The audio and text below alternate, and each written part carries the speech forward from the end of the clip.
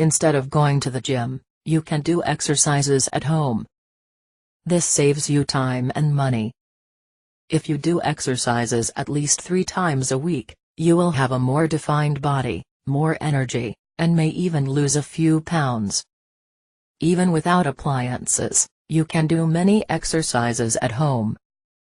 You can do light exercises, or a more intense workout, watching TV for example. Listen to music is also a good way to bring up the motivation.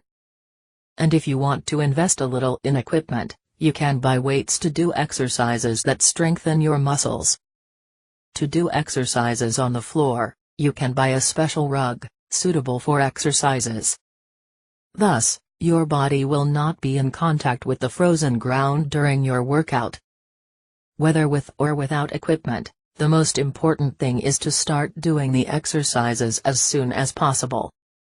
If you are a beginner, and want to start doing exercises at home now, the best thing you can do is to follow an exercise program, to correctly guide you. I recommend that you access the link in the description, just below this video, and start your exercises now. If you liked this video, click on like below, and subscribe to the channel. Start your home workout today, and you will see the results very soon. Good luck.